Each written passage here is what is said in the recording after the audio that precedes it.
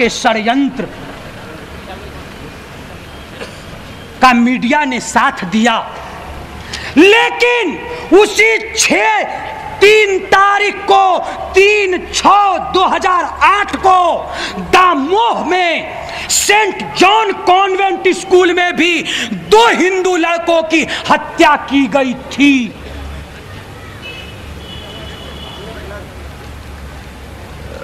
जरा सुनिए,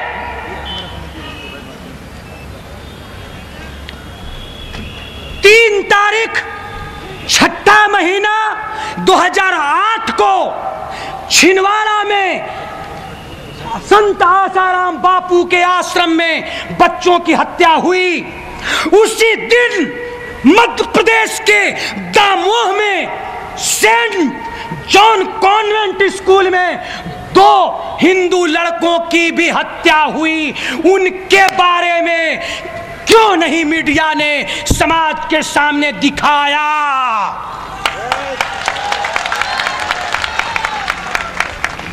वो क्या मीडिया के दामाद लगते थे?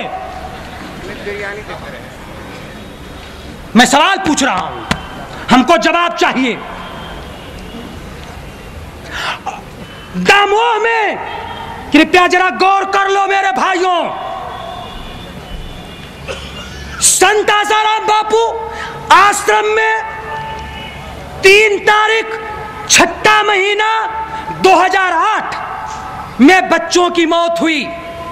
मीडिया ने चलाया बापू हत्यारे, बापू हत्यारे, लेकिन उसी दिन 3/6/2008 दमोह में मध्य प्रदेश के दामोह जिला में सेंट जॉन कॉन्वेंट स्कूल में 2 हिंदू बच्चों की निसंग हत्या हुई। उसके बारे में मीडिया ने क्यों नहीं चलाया? इससे स्पष्ट है कि कहीं बैठा हुआ कोई षड्यंत्रकारी कहीं और है, कहीं का मैटर उछालकर हिंदू समाज को बदनाम करना चाहता है और कहीं का मैटर छुपाकर रखना चाहता है।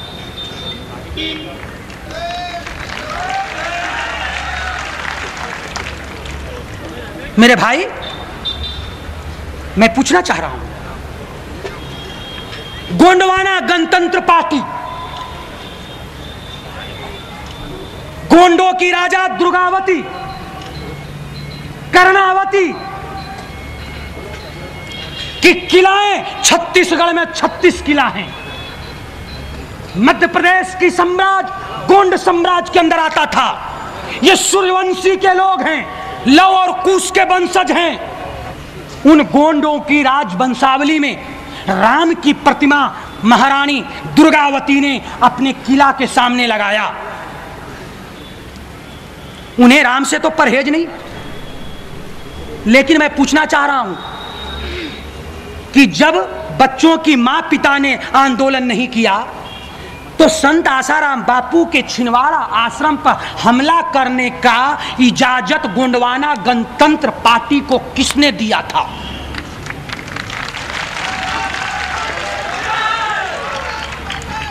और उनको पैसा कहां से आ रहा है? उनको पैसा इस कार्यक्रम को चलाने के लिए, आज इतना बड़ा एक सभा हो रही है, इसके लिए भारत जागृति मोर्चा को पैसा हम संतों ने इकट्ठा करके दिया, तब ये टेंट और बैनर लगी है। और गोंडवाना गणतंत्र पार्टी को संगठन चलाने के लिए पैसा कहां से आ रहा है? मैं सवाल पूछना चाह रहा हूं। इन्होंने छिंदवाड़ा आश्रम पे हमला क्यों किया? और कौन थे जो संत आसाराम बापू के जुडिशियल में हस्तक्षेप करके बापू के फोटो पर आग लगाने वाला कौन व्यक्ति था? अब मध्य प्रदेश की छिंदवाड़ा की पुलिस जुडिशियल को हस्तक्षेप करने वाले लोगों पर कार्रवाई क्यों नहीं की? राम की रामायण तुम्हारे यहां जलाई गई। मैं सवाल पूछ रहा हूं, रामायण यहां जलाई गई। अमरवाड़ा ग्राम में, इसमें 5 आदमी जिसने रामायण जलाई रामनवमी के दिन, बुद्धन राम, पिता किशन, अतरलाल, शिववरन, दयाली और रामेश्वर। मैं इनसे पूछना चाहता हूं कि ये रामायण जलाने का खर्चा तुमको किसने दिया?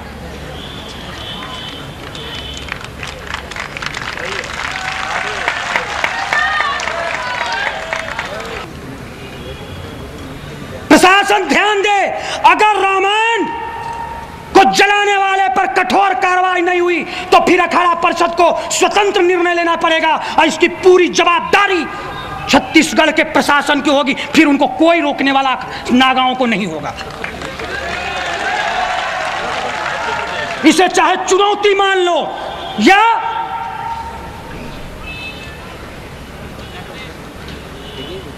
चाहे इसे चुनौती मान लीजिए या संतों का एक कठोर निर्णय मान लीजिए, क्योंकि जो तो वे काटा बोए ताई बो तू भाला, वो भी साले जान जाएं कि परा किसी से पाला। मैं नहीं चाहता, क्योंकि मैं भारत के संविधान को मानने वाले लोग हैं, मैं भारत के संविधान पर विश्वास रखते हैं, लेकिन मेरा भारत के संविधान कहता है कि अपनी धर्म और अपनी स्वतंत्रता और अपने भारत माँ की अस्मिता का रक्षा करना मेरी दायित्व है, तो मेरे धर्म की रक्षा करने की दायित्व भी हम पर है। और मेरे रामायण को जलाने वाले ये गोंडवाना गणतंत्र पार्टी किसके द्वारा पोषित है, उनको पैसा कहां से मिल रही है, इसकी जांच करे और जांच करके सबूत सामने लावे और गिरफ्तार करे। तीसरी बात के सारे कार्यक्रम जो चल रहे हैं, इसकी सारी सबूत आप लोग भारत जागृति मोर्चा के षड्यंत्र नामक कैसेट में मैंने पूरे सबूत रख दिए हैं।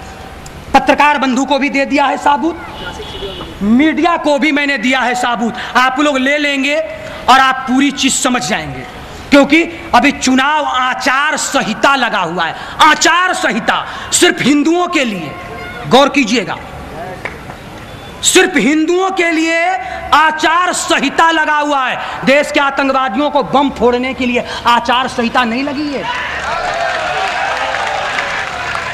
लेकिन मैं संविधान को मानने वाला हूं, इसलिए मैं उसका कद्र करता हूं। आप लोग लीजिए और उसको देखिए, परखिए और आने वाले लोगों को सबक सिखाइए। ये जो विष में बैठकर जो देश को गुलाम करके बापू को बदनाम करने वाला जो लोग है, उससे आप सावधान होइए। मैं एक छोटी सी कहानी कहूंगा और अपनी वाणी को विराम करूंगा। जिसको मुझसे सवाल होगा, कृपया पत्रकार बंधु और जिनको भी कोई शंका रह जाए, वो कृपया आकर हमसे बाद में शंका का समाधान कर लेंगे। अखाड़ा परिषद पूरे संत समाज बापू के साथ है, इसका पत्रांक भी हमारे साथ है। कितने सबूत भरे पड़े हैं, मैं कितने का नाम लूं। अंत में मैं एक छोटी सी कहानी कहकर अपनी वाणी को संपूर्ण करूंगा। गांव में एक भैया पहलवान रहता था। वो पहलवान जाता, खूब अखाड़ा में अखाड़ा करता, एक पेड़ के डाली को पकड़कर जमीन पे झुका देता। लोगों के मन में बड़ा घमंड था कि मेरे गांव का रक्षा करने वाला पहलवान हमारे गांव की रक्षा करेगा। समझिएगा, पहलवान पे नाज थी। समाज ये समझता था कि अब पहलवान हम लोगों की रक्षा करेगा। अखाड़ा में जाता, दंड करता, डाली पकड़ के जमीन पे झुका देता। लोग समझते कि बड़ा पहलवान है,